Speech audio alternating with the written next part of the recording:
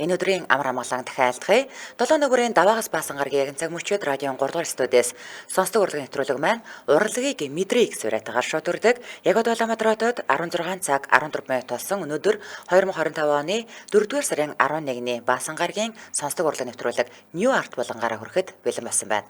Студид өгтлөгч Анжгаа гэрлээ за найруулагчаар Гамболтын ангар нар ажиллаж байна. За өдрийн мэнд төргий. За өдрийн мэнд төргийа. Нэвтрүүлгийн хамтраалагчаар хэд хөлрөл таагуунаар ард хоцорлоо Риклор хөлс дарагч за мөн энгийн бүгдэд Минопос хамтран ажиллаж байна. Баярлалаа. За баасан гарагт бид нар сонсдог урлагийн нэвтрүүлгээр ер нь итгэмээргүй хачирхалтай сонирхолтой урлагийн чиг хандлагууд магадгүй шин трендүүд шин төрлүүд тий за заримдаа бол одоо ингээд урлагийн түүхийн талаар онц сонирхолтой ийм зүйлсийг хуваалцдаг. Бид ч гэсэн анх удаага үзэж байгаа сонсож байгаа юм байдаг учраас та бүхэнтэйгээ зүг гэл ингээл явдаг үлээ. Тэгдэг. За бид нар сүүлийн хэдэн дугааруудад бол та бүхэн мэдж байгаа хамгийн сонин содон одоо хамгийн үнэтэй зарагдсан гэрэл зургуудыг танилцуулж ирсэн. Тэгвэл өнөөдрийн дугаараараа бас л ардаа сонин содон түүхтэй түүхэн гэрэл зургуудын үг түүхийг ярьж өгөхөөр бэлтлээ. Үнэхээр сонирхолтой дугаар болох нь. За зарим зургийг нь бид нар өмнө нь бол харж байсан. Түүхийг мэддэг ч гэсэн нэгэнт түүхэн гэрэл зураг өнөөдөр бас эх 7 хоногийн баасан гарагууд ярих учраас нэгтгээд ярьж өгнө. Ихэнх нь бол Пулитцерийн шагнал гэж одоо Пулитцер гэж утга зохиол утга уран сэтгүүл зүй. Утга зохиол. За тэгээ гэрэл зургийн энэ сэтгүүлчдэд өгдөг ийм одоо Оскар шиг шагнал л да. Энэ Оскарын Пулитцерийн шагналыг авч ирсэн хэд хэдэн зураг бол бас энэ дотор багтсан байгаа нь бол бас гайхалтай санагдаж байна. За эхний танилцуулах гэрэл зураг бол Омайра Санчес гэдэг 13 настай охины зураг байгаамаа.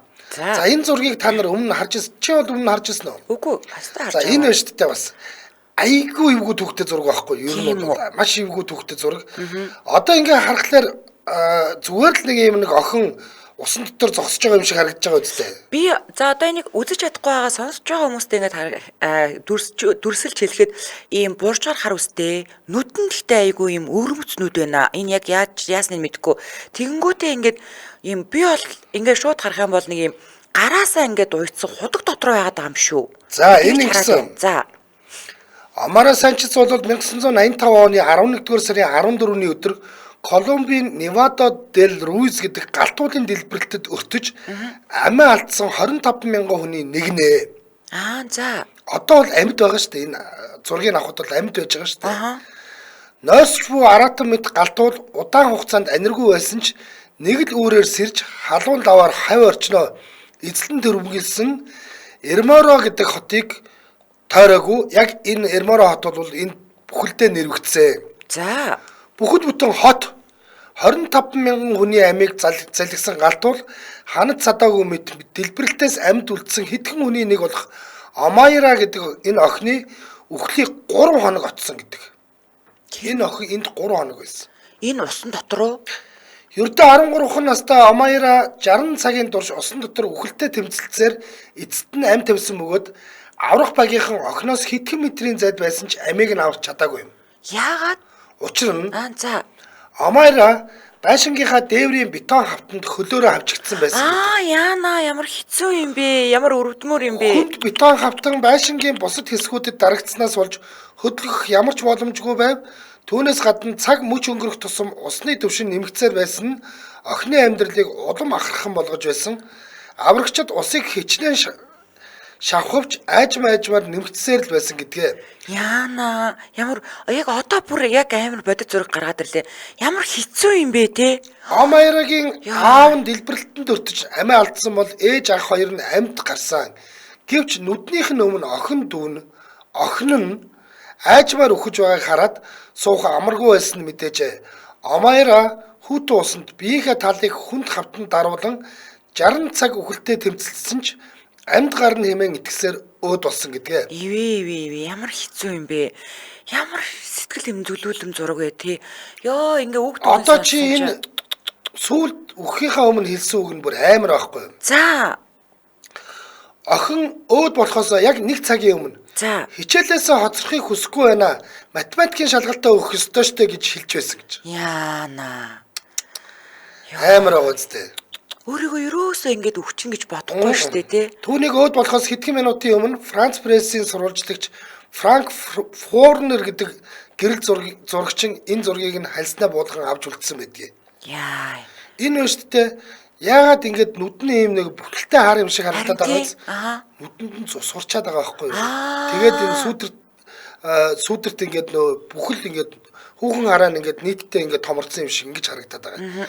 Энэ ийм амар түүхтэй зураг байхгүй юу? Йой, манайхан мэддгийм байна. Ингэж ин хардаа хөлийг нь тайрч болох байвч усан дотор байгаа учраас цуснд нь халдруу орох магадaltaй байсан гэсэн хөөрхий минь гитсэн байна. Гулнаар гэж сонсогч энэ зургийг харж байсан юм байна. Ёстой амар юм а гэд Мөнхбат номын эрдэнэ бичсэн байна. За хажууд нь сувлагч сэтгэлийн дэм өгсөөр байгаад нүдэн дээрээ амийг нь аварч чадаагүй гэж хэлсэн байсан гэд Мина бичсэн байна. Энэ ингэсэн байхгүй юу? Сэтгэл эмзэглүүлэм зураг юм байна. Зүгээр одоо юу гэдгийг ингээд шагаагаараа ч юм уу, шилбэрээ ч юм уу ингээд юм тавьчуулагдсан байгаагүй байхгүй юу? Харин тийм байна. Энэ яасан гэхлээр бүр ингээд яг одоо бүхснийхэн доотлол буюу бүдүүн гуяар нь хоёр талаас нь хавтан ингээд дарцсан байсан. Харин тийм биш үү? Бүдүүн гуяар нь дарцсан байсан. Зургаар үзүүлж байна. Тийм учраас энэ нөө нэг юу гэдэг юм эсцлийн аргаар ингээд хөлийг нь тайраад ч болсон охиныг авчиж болоогүй мүү гэж хэлж байгаа хүмүүст бол тэ нэгдүгээрт энэ бүдүүн гуяар тайрна гэдэг бол тэ зүгээр л баг амийн хорлож байгаатай адилхан. Нэгдүгээрт зүгээр энгийн эмнэлгийн нөхцөлд ч энэ аюултай байхгүй. Тэнгүүд энэ ингээд маш бохор үерийн усан дотор байж байгаа. Энэ охиныг тэгж тайрах нь бол зүгээр цуснд нь бохор оруулаад ерөнхийдөө бол тэ ингээд үхлийг нь тэ ингээд өөрчилж л байгаа юм. Харин тийм байна. Тийм байсан учраас ийм болсон. Тийм охин 60 цагийн турш ямар их зовсон болоо тий. Мэдээж. Йоо, за манайхаа айгүй ийм сэтгэл ийм имзэглүүлсэн зураг сая харчлаа. Тэгээд ахаад ч үзэгдэн шүү. Одоо арай жахан гоё гэгээлэг хөөрхөн зураг байгаа орж ирээд хараараа заяа. За дараагийн танилцуулах зураг бол 1987 онд төрсэн энэ жил 38 настай Жинжүн гэдэг залуу байгаа. Ингээд нэр усыг нэлэхэр бол бид үнэхээр танихгүй. Харин зургийг нь харуул интернетэд мим болж хэсэг шеэрлэгдсэн энэ залуу таньдаа. Хөөрхөн нөхөр байд. Энэ ястаа нэг Хөлтөд нөхөр дээ. За. Манай ангарах шиг санагдаад. Интернет бяцхан бүдүүнэ гэдэг нэрээр интернетэд одоо алдарсан энэ залуугийн хажуу талаасаа зэрэг сарж байгаа зураг 2003 онд Шанхай хотод болсон замын хөдөлгөөний аюулгүй байдлын тухай сургалтын үеэр дарагдсан гинэ. За ингээ 2003 оноос энэ зураг нь хаа сайгүй цацагдаад толгойг нь аваад янз бүрийн биен дээр орол сэтгэл илэрхийлэх зэргээр анхан үеийн одоо хамгийн алдартай мим зургууд энийг олсон. За тухайд 16 настай байсан хүү шатхуун түгээгүүрийн газарт ажиллаж 1000 оны цалин авдаг байсан бол зураг нь алдаршихын хэрээр өөрөө ч алдаршиж, кинон тоглож, хоолны болон цэнгэнт нэвтрүүлгүүдэд оролцож, сурчлагын тоглох зэрэгээр хятад даяар олонний танил болсон. Баяцаа. За 100 кг жинтэй хүүгийн зургийг хүмүүс жигнэмэг хулгайлах гэж байгаад баригдсан царайтай гэж анх хошигн чимсэн байна та гаргаж ирсэн.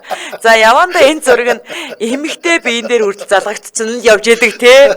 За тэгээ алдартай киноны постерууд дээр жүжигчнийх нь биен дээр залгах зэрэгээр маш их шеэрлэгдсэн. За одоо харин энэ мим харьцангуй нам гүн болоод сүүлийн жилүүдэд нэг харагдах байсан. Одоо ч нөгөө нэг техник технологи хөгжөөд мимиг бол манайхаас 9 шид дээр нэгдэг болсон. Манай Монгол дээр юу гэж яваад байсан гэхлээр эн чинь нөгөө нэг би ямар яасан гэдэг тийм үгтэй яваад байсан байхгүй. Яг ийм зэрэг би ямар яасан гэсэн тэгээ яваад байсан. За гэсэн чи интернетийн ачаар гинт том болчих. Одоо энэ наадах чинь 87 оны залуу юм чи ийм том залуу болохоос яах вэ? За интернетийн ачаар гинтгэн од болсон залуу шатхуун түгээгүүрийн ажлаа бүрэн хаяад олонний танил од инфлюенсер болоод булцгар хацар бондгор төрхөөрөө хүмүүсийн хайрыг хүргээд орлого мөнгө сайтай амьдарч байгаа гинэ одоо. Мэдээ тэгнэ. Тэгин. Ер нь ят ч нөө олон хүн амтаа болох төр нэг л олонний танил болоод тэгэл дагагчд нь олширч юм бол ер нь юу ч хамаагүй хийгээл амьдрах юм шиг байна. Яг үнэ. Ганц сэрээ зарсан ч амьдрах юм шиг байна. Манай памбиг шиг памбис хүүхдээ нэ. За хоёулаа хамтран ажиллаж танилцуулаад өргөжлөө. За Улаанбаатарт 16 цаг 23 минут болсон. Нэвтрүүлгийн хамтран ажиллагчаар энгийн бүгдэд гэсэн уриатаагаар Минупос хамтран ажиллаж байгаа. За, Минупос гэдэг чинь POS яг нөгөө нэг POS машин. Энэ Монгол үйлдлийн системтэй ийм POS юм байна л да. Монголчуудад зориулсан. Ийм сүртэй хайрцаг марцагтай. Би нөгөө шууд нэвтрүүлэгтэр үзүүлэе гэж бодоод юу яатсан. Ингээд одоо ажиллаж үзүүлнэ аа. Зүгээр ингээд уншуулсан ч болно, ингээд зурсан ч болно. Хажуу талаас нь ийм нөгөө симтэй юм ингэж хийдэг шүү дээ. Ингээ хийсэн ч болно. Аль нь ч болно. Тэгээ эднийх хит хитэн төрөл юм байлээ. Хит хитэн төрөл байгаа. За энэ болохоор арай хямдварн л байсан шүү. Арай хямдхан л байсан. Гэхдээ энэ бүгднийг хийдэг. За одоо жишээлбэл шоп гэдэг үлээ. За ингээд та карта хийж байгаа юм. Би одоо картаар гүйлгээ хийж үзүүлэх гэж чи ярьж л бай. За бос төхөөрөмж хэрэглэгчд буюу одоо хуваарь бизнес эрхлэгчтэй Минупосын эргэлтийн өрөнгийн зээлийг санал болгож байгаа. За мөн та мэдээж Минупосын хэрэглэгч болохыг хүсвэл хамгийн сүүлийн үеийн төвчлөлт технологид суурилсан ухаалаг бос төхөөрөмжийг өөрчилгаагүй, хүүгүй, шимтгэлгүйгээр өдөрт 15,000 төгрөг төлөөд авах боломжтой байгаа шүү манайхаа. За тэгээд Минупос бүх төрлийн барьцаагүй, шимтгэлгүй, шуурхай зээл олгохоос гадна хамгийн сүүлийн үеийн төвчлөлт технологиор суурилсан Монгол орон даяар хамгийн өргөн сүлжээтэй, цэнэгээ удаан барьдаг, олон улсын стандартад нийцсэн нэгдсэн нэг QR системтэй. За QR уншуулахад давхар төлөх мөнгөн дүн гарч ирдэг. Учираас илүү шилжүүлээ, дутуу шилжүүлээ гэсэн асуудал гарахгүй гэж байгаа байхгүй юу? За бүх төрлийн захим хэтвч бүх банкны карт уншихаас гадна Apple Pay, Union Pay, WeChat-аар төлбөрүүл авдаг. WeChat-аар төлбөрүүл авдаг амар гоё заяа. Ухаалаг бос төхөөрөмжийн лавлах утас нь 1811-22 шүү. 1811-22. Би энэ нөгөө нэг манай студид болохоор энэ сүлжээ нь орж ирэхгүй байгаа шүү. Ингэдгээ. Энэ шүү дээ. Одоо би ингээл зүгээр уншуулаад тав гээл дарангууд шууд нөө баримт гараад ирдэг. Тийм. Манайхан чи ингэдэг шүү дээ. Эхлээл нэг юм урж өгч бол баримт авах юм заа гээл дахиад нэг өөр нэг юмнаас гаргаж өгөөл ингэдэг. Тийм байхгүй. Энэ таны гүлгээгийн чинь чи чинь баримтыг чинь тэр доор нь гаргаад өгчин. Тэгээд ийм хөнгөн авсаархан бүх тайлбар нь Монгол дээр. Тий, амар байгаа байхгүй юу? Зөв. За тэгээд нэвтрүүлгийн маань хамтран ажиллагчаар энгийн бүгдэд Минупос хамтран ажиллаж байна. Баярлалаа. За таны дараагийн зургийг үзье. За миний дараагийн зураг ахаал бас нэлийн хүнд зураг. За Сайгон гэдэг чинь бол одоо нөө Вьетнамын өмнөд нийслэл бий юу? Хошимин. Одоо Хошимин гэдэг нэртэй байгаа хот. Сайгон хотын хамгийн их хөл хөдөлгөөнтэй машин замын уулзуур дээр Quang Dic нэртэй лам өөрийгөө шатааж буун энэ зураг дээр мөнхрүүлсэн. Яана энэ өстө жинхнээсээ нөгөө зулын гол гэж чинь болж штэ ямар амар юм бэ бурхан минь. За тэрээр өмнөд Вьетнамын засгийн газраас явуулсан буддын шашинтнуудыг хавчин гадуурхсан явдлыг эсэргүүцсэн ийхүү амиа өргөсөн юм а. Яана. За Quang Dic ламтан Камбожийн элчин сайдын яамны гадаа өөр хоёр ламтай хамт машинаас бууж эхлээд 50 гэгчин завлин суужээ.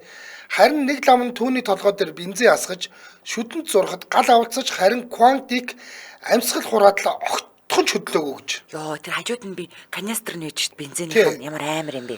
За яагаад ингэж өөрийгөө зулын гол болгох хэмжээнд энэ хүн эсэргүүцсэн бэ гэдэг дээр би баг зэрэг ярьж өгье. За 1960-ад оны ихэр Вьетнамын ерөнхийлөгч байсан Ngo Dinh гэж үндэсний цөөнх болсон католик шашинтнуудын нийгэмд байсан байна л да. За тухайн үедээ хүн амынх нь 70-90% нь буддын шашинтай гэдэг тооцоо байдаг байсан. Гэхдээ ерөнхийлөгч нь католик шашинтай нөхөр байсан учраас католик шашинтнуудад илүү илэгтэй хандаад католик шашинтай бол төр улсын том албан тушаалд суух амар болоод цэрэг айрамд ч гэсэн католик шашинтай хүмүүс л өсөн дэвждэг болсон болохоор хүмүүс зүгээр л тушаал дахиж дэвшихийн тулд католик шашинд худлаа. Католик шашинтан болж дагаар орсон байдгийг. За энэ мэтчлэн католик шашинтнууд ерөнхийлөгчийн дор мандан бадарч байхад буддын шашинтнууд хавчигдаж буддын шашинтай тосгоход тусламж очихоо байгаад ер нь давс хужир нь ихтэйд хүмүүсийн хувьд ч гэсэн цаг үе нийгмийн байдал ороо босгоод тийшээ хандаад ирсэн. За энэ үед бол Quang Dic ламтан олонний хөлийн газарт төмний нүдэн дээр өөрийгөө зулын гол болгосноор буддын шашинтнуудын үндсэн эрх хүртэл зөрчигдөд байгааг дэлхийд дахинд зарлаж өөрийн амиараа буддын шашинтнуудын хойштын эрх ашгийг хамгаалсан байдаг юм. Энэ үедээ за манайд бол манай буддын шашин их өөрөө, манай буддын шашин ч навгаа авна. Тийш Цалин бүндүүтэй, гэр орондоо амьдарчдаг, хөөрхөн орлогын их усүр мүсвэртэй. Вьетнам, Камбож, Лаос лам болвол тэгэл яг энэ лам. гурыг бол баргүй мэдж. Эдхийн лам нар ламд болсон бол зөвхөн сүмдээ амьдрна. Зөвхөн сүмдээ амьдрна. Юун тэр ихнэр хүүхэд мөхөд байдгаа те. Эмэгтэй хүнтэй нэг нийтийн тээвэрт суухгүй. Тинкс. Бүр тэгдэг. Би бүр нэг ингээд нэг Тайландаас Лаос руу яг нэг Лаос ламтай цуг явж таарсан чинь манай эхнэр цуг явж байгаа шүү дээ. Та битэрийн дунд суучгаа би ингээд эмэгтэй хүнтэй зэрэгцэл сууж болдгүй юм болдгүй. Тэгээд тэгж мэгээд ингээд яваадсан. Тэгээд эднэртэй үнэхээр сахил санваараа маш сайн мөрддөг. Зөвхөн төмний өглөгээр амьдардаг. Ааха. Төмний өглөгээр л амьдардаг. Юун тэр нөө нэг ном бичүүлэх тийм ойлголт байхгүй. Тэр сүмүүд нь бүгд байнга нээлттэй. Бүр 24 цаг за мэдээж тэр шөнө унтахтаа л хаадаг байлгүй дээ. Түүнээс ч ороод хүмүүс ингээд ламдаач мөргөн юугаа чин тэгээд яг хөө тэнд нөгөө нэг бадрын аягнууд байж байдаг. Бадрын аягнууд нь хоол хүнсийг хийж өгөөд тэгээд орхичдаг. Ааха. Тийм л байдаг. Зөв. За тэгээ энэ зураг бол амар алдахтай байхгүй. Ягаад тэгэхээр энэ нөгөө нэг эрхчлөөний тэмцлийн зураг байхгүй. Нэг үгээр бол ламтны энэ эсэргүүцэл талаар болоогүй. Уг зураг дэлхийн нийтээр тарсан Америкийн нэгдсэн улсын ерөнхийлөгч Джон Кеннеди түүхэн дэх ямар ч зургийн мэдээлэл үнших их сэтгэл мэдрүүлж байсангүй гэсэн байдаг. Хүн ингэ шатж гин гэдэг чинь тэ ингээд босоод гүүмээр ганцуурмаар тэ амин тэмцэж байгаа ш. Тэгэхэд энэ бол үнэхээр буддын бяцлагалд хүрсэн баг лам байсан тэ. Нам суусан. Тэр нь үнэхээр ингээд бүр ингээд буддын шашинтнуудынхаа дунд ч гэсэн энийг баг ингээд гигантны хэмжээнд хүргэсэн энэ үнийг. Тийм байна. Минь ингэ. Манай лам нар мөнгөтэй, өнгөтэй, тав даалтай баян штэ гинэ. За, миний танилцуулах энэ зургийг бол мэдгүй хүн бол баг байхгүй гэж би бодож байна. За манайхан орж ирээд хараарай. Өмнөд Африкийн зурагчин Кевин Картер 1993 оны 3 дугаар сард Суданд очих үеэрээ энэхүү сэтгэл шимшрүүлэн гэрэл зургийг хальсандаа буулгасан. За үнэхээр амар. Тус зурагт өсгөлөнд нэрвэгдсэн бяцхан хүүгийн араас түүний үххийг хүлээж буй тас шувуу харагдаж байгаа. За 1993 онд Судан улс их өсгөлөнд нэрвэгдсэн байдгаа тухайн үед Судан улс дотооддоо эмх замбраагүй байдалтай иргэний дантай байснаас болоод өсгөлөнд игцэн байдаг. За энэ өсгөлөнгийн хүлд 20 мянган хүн өртөж амиа алдсан бол 100 мянган хүн амьдран сууж байсан бүс нутгаасаа дөрвсөн байдаг. За хүүг аврыг гэсэн ч тэр ам орхооргүй болсон байсан гэдгээ. За хамгийн өрөвдөлтөө нь ойролцоо байх нэгдсэн үндэсний байгууллагын тусламжийн байр руу мүлхэж явахдаа гэрэл зурагчтай таарсан. Ингээ нөгөө алхаж малхаж чадахгүй шүү дээ энэ ч одоо бүр ингээ бүр ийм ингээ өсгөлэн дэрэгдэд ийм болцсон. Тэгээд үлсэж өхөж буй судаа охин гэх энэ зураг сэтгүүл зүүн түүхэн дэх хамгийн шилдэг бүтээл тооцогддог. За зурагчин энэ бүтээлээрээ 1994 онд Пулитцерийн шагналыг хүртсэн ч шүүмжлэлд ихээр хүртсэн. За үнэхээр ч охиныг ам тавьж байх мөчөд зурагчин ажилдаа улааран охиныг дагах тас шувууг ойртож ирэхийг нь төвчээртэй хүлээгээл суугаад байсан байгаа байхгүй. За зураг авсныхаа дараа тэрбээр охин дээр гүйж очсон боловч аль үшээ оройтсон байсан. За хожим тэрбээр охины амийг авраагүйхаа гмийг өөрийнхөө амиар төлсөн.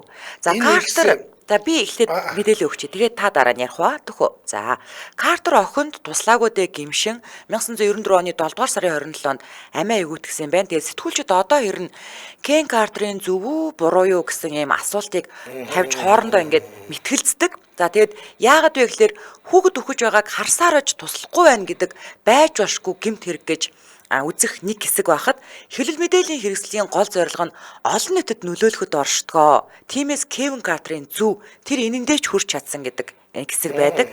За хүүхэд амиа алдаж байхад туслахгүй байх нь бурууч энэхүү эмгэнэлт түүхтэй гэрэл зураг дэлхийн нийтийн анхаарлыг Судан руу хандуулж өсгөлөнгөөр амиа алдах байсан олон хүнийг аварсан гэдэг нь бол гарцаагүй нэ. За Кевин Картер үүнийг ойлгож байсан уу гэвэл байсан. Дээр нь өвчин халтгаас сэрэмжилсэн нутгийн иргэдэд гар хүрхгүй байх гэдэг нэгдсэн үндэсний байгууллагаас гаргасан анхааруулгыг мөрдсөн ч эхний хариултыг одоо хийлэгчид түүнд дарамт үзүүлснээр амиа өгөгдөхөд хүргэсэн байдаг. Гэсэн ч өмнөд Африкаас тодорсон шилдэг гэрэл зурагчдын нэг Кевин Картерын Суданы өсгөлөнгийн үеэр авсан зургууд дэлхийн гэрэл зургийн сан хөмрөгт томоохон байр суурь эзэлдэгэ. Тэгээд хамгийн харамсалтай нь амиа орлогынхоо өмнө би ямарч гүйцлээ. Утга алга, намайг өлсгөлөн шархтаа хүүхдүүдийн цогцос, уур хилэн, өвчин зовлонгийн тухай тод дурсамж мөшгөж байна. Би явлаа. Аз байвал тэнд Кен Остербруктэй уулзах байх гэсэн ийм бичиг үлдээгээд амиа орлсон. Гэтээ ер нь бол дийлэнх байр суурь сэтгүүлчдийн хувьд бол цэвэрл мэдээллийн хэрэгсэл гэдэг одоо олны анхаарлыг ийш нь хандуулах зорилготой учраас энэ хүн сэтгүүлч одоо тэгээ сурвалжлагч гэрэл зурагчныхаа үүргийг бол маш сайн гүйцэтгэж одоо яг энэ Суданы өсгөлн лөө бүх хүний анхаарлыг хандуулж чадсан гэж үздсэн. Гэтэ харамсалтай нь энэ залуу тэр нөгөө хүмүүсээс ирэх одоо тэр хил ам тэр бүүлийг бол хүлээж авч чадаагүй ингээ харамсалтайгаар амиа юу ütгсэн. Гэрэл зураг гэдэг нь шүү дээ. Нэг чиг гэдэг л акшн байхгүй юу? Нэг л тэр акшн. За тэрний цааталт юу болсон, тэрний өмнө юу болсон, тэрнээс хойш юу болсон бичигддэг. Одоо видео хальсвал тэнд байгаа юм ингээд нөгөө хүн нэрнгээсээ хараад сууж исэн юм уу, очоод охинд туслах гэж оролцсон юм уу, тэр шувууг тэгж удаан хүлээсэн юм уу? Энэ ингээд баримжаа байхгүй юу? Энэ баримжаа байхгүй. Тэгээд эцсийн бүлэгтээ энэ хүний уран бүтээл тэнд очиж сурвалжлах хийх гэж очисон нь бол дэлхийн нийтийн анхаарлыг энэ Суданы өсгөлн рүү хандуулж бусад хүмүүс энэ охин шиг хов заяа хүлээж байгаа олон хүмүүсийг аврахал байсан. Энэ зургийг аваагүйгээр энэ охиныг тэрвэрэд одоо нүүбийн тусламжийн сан руу гүйсэн бол Суданд ахаад ч энэ охин шиг хүчнөө хүмүүс өсгөлнгөөр өгөх аюул байсан уу байсан. Тэгээд яг хуу би жишээлбэл гэрэл зураг сонирхдаг хүнтэй би надад ийм боломж олдвол би энэ зургийг авна. Би авч л таарна. Ягаад гэвэл энэтэй ингэж хүний зүрхэнд хүрэх зураг гарч иж энэ одоо Суданы өсгөлнгийн асуудалд дэлхийн нийтээр анхаарч ингэж анхаарлаа хандуулсан. Тэгэхээр энэ хүний одоо юу гэдэг гавьяа одоо ял зэм хоёрыг ингээд юун дээр жингийн тавган дээр тавих юм бол түүний гавьяа нь хамаагүй ихэлтэй. Тэгтэл үнэхээр нэрээ ингээд нийтээрээ бүлийцээр байгаад энэ залууг амин орлуулсан. Тэгсэн. За Улаанбаатар хотод 16 цаг 36 минут болсон. Нэвтрүүлгийн хамтран аялагчаар хит төлрөл таагуунаар тацарлоо. Дриклор хүс дарагч хамтран ажиллаж байна. За энэ хит төлрөлтөй холбоотой дараах асуудлууд байгаа бол жишээлбэл гараачаа алга байн хүлэрж яадаг ингээд нойтон яваад байдаг штэ тий. За сууг ба хүлийн бол нойтон буюу одоо хит төлрөлт одоо бид нар бол хулмас шивэр гэж л ярьдаг л да тий. Тэгээд хүнд ер нь бол хоёр төрлийн үлсний булчирхай байдаг. Энгийн үлсний булчирхай, за өрмөц үлсний булчирхай гэж хоёр ангилна. За энгийн булчирхай нь бол одоо биеийн бүхий л гадаргуугаар байрлаж байгаа. Биеийн температурыг зохицуулж байх үүрэгтэй угаасаа. За тэгээд үнэргүй өнгөгүй хэвийн хөлс ялгарч байгаа энэчнээс бол. За харин өрмөц үлсний булчирхайтай хүмүүс бол хүнд нэг наснаас нь эхлээд үүсч бий болох бөгөөд 10-аас 13 наснда яг нөгөө нэг бэлгийн хөгжилтөд зэрэгцээд үүд арилгаа нь итвэгчж эхэлдэг. Тэгээд биеийн тодорхой газруудаар байрлах ийм дааврын зохицуултыг хийж байдаг маш чухал үүрэгтэй булчирхай юм байл да уулна. Тэгтээ энэ булчирхаанаас арай өөр найрлагатай тийм өтгөн хөлс ялгараад тэгээд нөгөө эргэн тойрныхоо орчны нянтай нэгдсэний улмаас одоо тэр нөгөө шивэр хулмас энэ ийм таагүй үнэрийг бий болгоод байгаа гэсэн үг. За тэгвэл энэ дриклор яаж үйлчлээд байгаа юм гэвэл энэ дриклор гэдэг бэлтгэл нь найрлагандаа хөнгөн цагааны гидро хлоридыг 20% хувиар агуулсан юм байна. Тэгээд тийм учраас энийг 7 хоног хэрэглэхэд бол та 6 сараас 1 жилийн хугацаанд бол хөлс ялгарлтыг чинь бүрэн зогсоочж байгаа. Нэг үгээр хэлбэл яг тэр нөгөө өвөрмөц хөлс гаргаад байгаа булчирхайг чи очиод гадуур нь бүрхэж байгаа юм л да. Ингээд тэр хөлсийг л гаргахыг боловчж байгаа. За яаж хэрэглэх юм бэ гэвэл орой унтахынхаа өмнө төрөх газраар гарын суг байна уу, алга байна уу, хөлийн уул гэхэд энийг маш сайн угаана. Угаасныхаа дараа бүрэн хатаана. Бүрэн хатаасныхаа дараа маш нэмгэн буюу нэг л удаад үрхэнэ. Маш нэмгэн зөөлхөн өрнийх удаад үрхэнэ. Олон давхарлаж болохгүй шүү. Олон давхарлаж ерөөсөө болохгүй. Тэгээд өглөө босоод заавал угаана. За ингээд эхний 7 хоногтой бол өдөр болгон дүрхэж болно. Хэрв та жоохон эмзэгдүү арьстай бол өнжөөд нэг дүрхэн гэсэн үг. Дараагийн 7 хоногт нь бол нэг ёстой өнжөөд нэг ч юм уу 7 хоногт нэг 2-оос 3 удаа дүрхэхэд болно. Ингээд таны өөрийн чинь биеийн онцлогоос хамаарат 6 сараас 1 жилийн хугацаанд хөлс ялгаралт бүрэн зогсож байна. Ингээд ойлгож байгаа. За тэгэхээр та яг албан ёсныхоо нэмж төлөөлөгч нараас 9966 99T2 гэдэг утсаар мэдээлэл аваарай. 9966 99T2. За бүх хэмийн сангуудаар борлуулагдаж байгаа. Ингээд нэвтрүүлгийн хамтран аялагчаар хэтгүүлрэл таагуунаар арт хоцорлоо гэсэн уриатгаар Дриклор хөлс дарагч хамтран ажиллаж байна. Баярлалаа. За чиний дараагийн мэдээ. За таних одоо. Тийм л үү? Тийм штэ нэрэ. Би ч сайн нөгөө төгсгөлд нь ярьсныгаа л өөрийгөө ярьсан гэж ойлгоцсон байна шүү. За Tunisia Unich гэдэг зураг. За тайхан гэсэн үг л дээ. Тайхан гэдэг нь эрүүл мэндийн асуудлаар эсвэл нийгмийн болон соёлын шалтгаанаас болж одоо эрэгтэй хүний үржлийн гол эрэгтэй болох төмсгийг нь аваа ийцэн энэ эрэгтэй хэлдэг. Тайхан гэж. За түүхэнд энэ төрлийн эрэгтэй хүмүүс ихэнхдээ эмсийн хүрээлэн хааны ордонд ажилладаг гэдгээр нь тэмдэглэгдсэн байдаг. Ялангуяа Манжийн хааны ордонд бол дан тайганчууд л эрэгтэй хүмүүс, энгийн эрэгтэй хүмүүс бол үйлчлэгэнд байгаа эрчүүд нь бүгдээр тайганчууд байсан гэдэг. Эртний болон дундад зууны үед тайганчууд соёлын хөгжил чухал үүргийг гүйцэтгэдэг байсан бөгөөд тэд гадаад дөрөх эрх мэдэл зэрэгээрээ хоорондоо ялгардаг байсан. Үүнээс гадна цагаан арьсд эрчүүдийн хувьд эрэгтэй хүмүүстэй хэсэгт ажиллаж болсон бол өнгөт арьстай эрчүүдийн хувьд эмэгтэй хүмүүсийг хамгаалдаг байсан байгаа. Хэрвээ тухайн эмэгтэй жирэмсэлж хүүхэд төрүүлбэл өнгөт арьстай төрөх учир эцгийг нь олоход төвгүй байсан гэнэ. Тийм штэ тий. За зураг дээр харагдаж байгаа залуу бол Tunисийн харемын хамгаалагч Тайган гэдэг нэрээр түүхэнд мөнхөрсөн ийм хүн юм байна. За нилээ ер нь бол их гоё залуу байгаа үз. Яг фото зургийг харах юм. Яг фото зураг нь бол янзын гоё залуу байна. Тий. Харин сүүлийн үед Эрдэмтэд Тайган эрчүүд буюу төмсгөө агуулсан эрчүүд энгийн эрчүүдийг бодоход 20 жилээр урт насалдаг гэсэн дүгнэлт хийсэн байдаг юм байна. За. Нилээд царайлаг байрын энэ залуу нэгэнт Тайган учраас харем хамгаалахаар томилогдсон байдаг байжээ.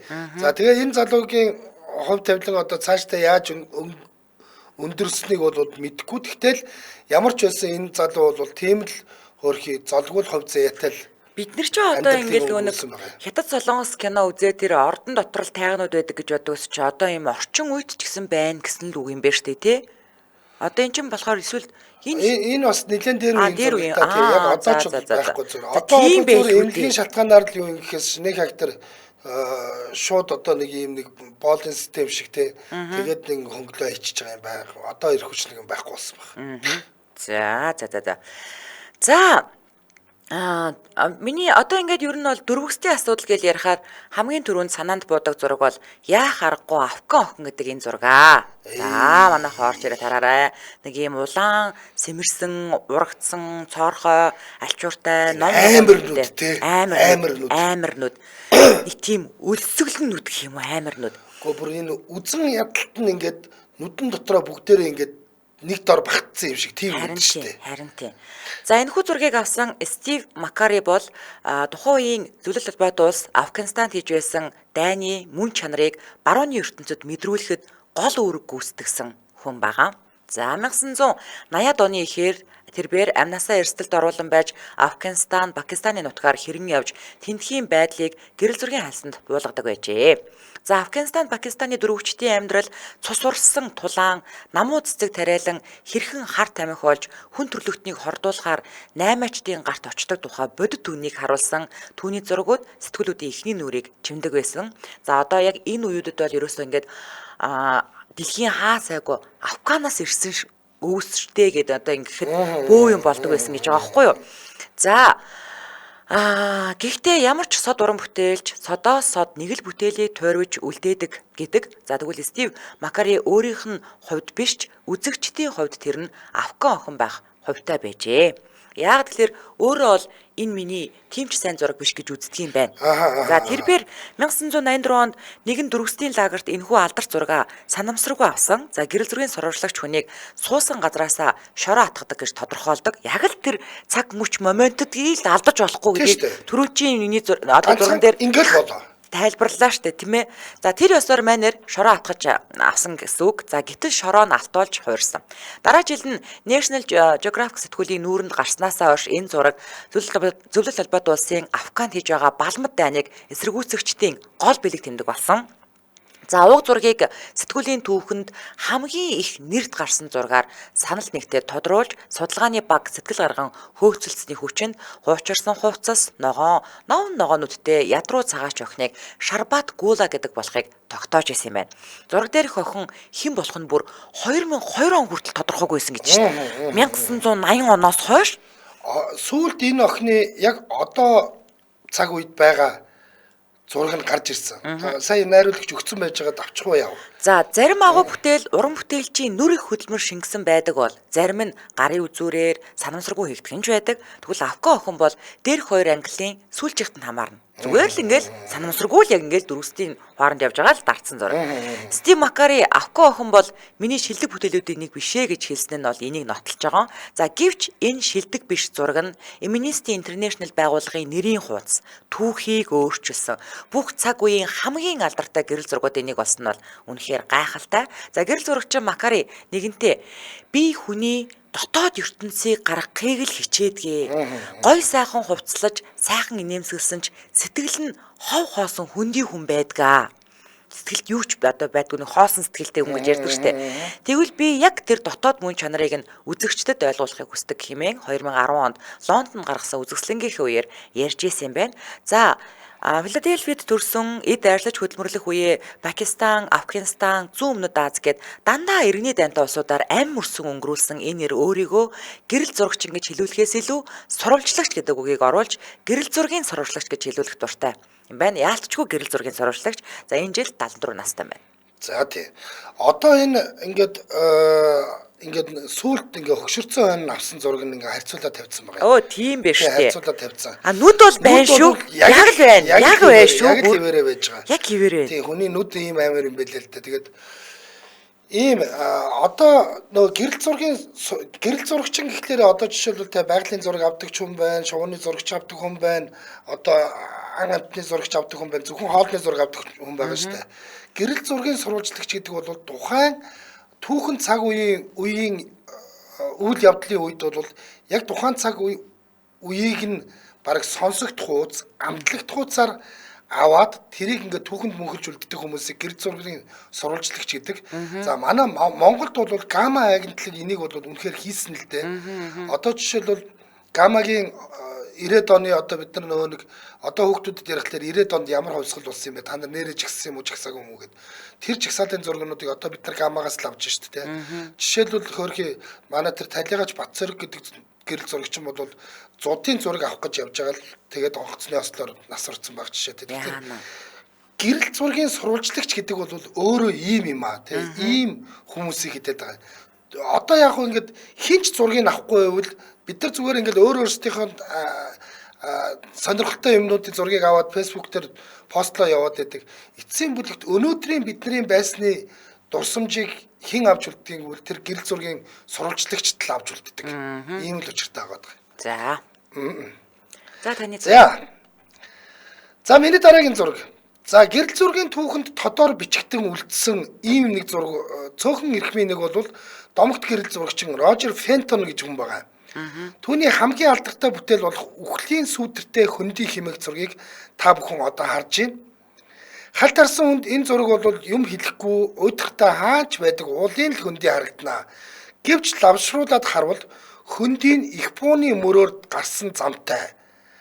Тэр нь тэр чигтээ сумны хонгойг их бууны дэсрээгүй сумаар дүүрсэн байхыг олж хардаг гинэ. Оо энэ бүндгэр юм. Чулуун бол биш юм. Энэ чинь их бууны сум юм уу? Хонгой сум байгаа юм байна. За. Ингээд лавшруулан харвас сумаар дүүрсэн хөндий бүхэлдээ хоосон байгаа нь зургийг илүү их хүч оруулж байгааг мэдрэх болно. Хэрвээ зураг дээр дайдч буй цэргүүд дүрслэгдсэн бол ингэж их алдаршихгүй байсан гэдгийг ойлгоно. Үхлийн сүнтэртэй хөндий бол маргаангүй дайны сэдвүүтэй дэлхийн хамгийн шилдэг гэрэл зургуудын нэг үлээ гэж. Рожер Фентон бол дайны гэрэл зурагчин хэмээн хүлээн зөвшөөрөгдсөн энэ төрөлдөө анхдагч нь болсон хүн юм. Түүний бүтээлүүд бүхэлдээ дайны сэдвүүтэй байдаг бөгөөд ямар аимшигтай зүйл болохыг нь хүн төрөлхтөнд ойлгуулах ажил бүгдэл нь одоо ч бураагүй байна. Рожер Фентон 1853 онд Кримд очиж түүхэнд анх удаа дайны сэдвтэй гэрэл зургуудыг авсан юм. Англи, Франц, Турк нийлэн Оросын эсрэг байлдсан энэ дайн 1853-аас 1856 оны хооронд үргэлжилсэн бөгөөд түүхэнд Кримийн дайн хэмээн нэрлэгдсэн үлдсэн байдаг. Фентон тэнд 1853 онд очиж 2 жилийн турш зураг авсан. Фронтод. Шаргацсан өгсөн зэргүүд, цэргийн хуаран, фронтын галын бус гээд яваагүй газаргүй тэрбэр дайны бүхэл бүтэн түүхийг хадгалсан архивтай болоод Англид ирж дэлхийд дахин дайны гэрэл зураг гэдэг төрлийг тунхаглан зарлаж байсан. За одоо энэ нөгөө нэг гэрэл зургийн сурвалжлагч нар ч бас ийм бас янз янз байгаа даа. Тэгээ одоо жишээлбэл тийм дөрвөстийн зургаар л алдаршсан гэрэл зурагчин гэж байна те. Одоо дайны зургаар алдаршсан гэрэл зурагчин гэж байна. Зөвхөн одоо томоохон тоглолтуудын зураг авдаг тийм гэрэл зурагчин гэж байна. Улс төрийн томоохон одоо гэрээ хэлцээр уулзалтуудын зураг авдаг ч гэдэг юм. Ингээд бас төрөлжөөд идэг. Олонний танил одуудын зургаар дагнсан. Одоо эсвэл одоо нөгөө нэг нууцаар зураг дардаг хүмүүс чинь папарацараас дагнсан юм байна тий. Тэгээ одоо жишээлбэл ингээд энэ дотор чинь жишээлбэл саяны тэр нөгөө нэг ногоон нүдтэй охины зурагч нь бол хөрөг зурагтаа орж байгаа байхгүй. Хөрөг зураг ингэж авдаг мундаг хүмүүс байна штэ. Мундаг амар. Одоо манай хин ах бол цацралт ах бол хөрөг зургаар бол бүр тасарсан штэ. Гамагийн төлөв. Тэгээ гамагийн цацралт. Зүгээр л буулгаж идэг. За таны мэдээлэл дуусна. За энэ үрээд 2025 оны 4-р сарын 11-ний баасан гарагийн сонсдог урлаг нэвтрүүлэг радион 3-р студиэс урлагийг мэдрээ гэсэн уриатаагаар Нью-Арт болонгаараа шууд хүрээд өндөрлөж байна. За нэвтрүүлгийн хамтран аялагчаар хэд хөлрөөл таагуунар арт хоцорлоо Дриклор хүс дарагч за мөн энгийн бүгдэд гэсэн уриатаагаар Минопас хамтран ажиллаа баярлалаа. За баярлалаа Анжгаа. За баярлалаа. Өргөлөөл эрхэм сонсогчдаа цаг бүрийнхэнд явдаг радио мэдээгээ хүлээн авч сонсны дараа хөгжүүлэлтээ хөнгөн байцгаа гэсэн уриатаагаар яаран нэвтрүүлгийн шинэхэн дугаарыг хүлээн авч үзэж сонсоорой. Дэлхийн монголчуудын эмжил радио 88.3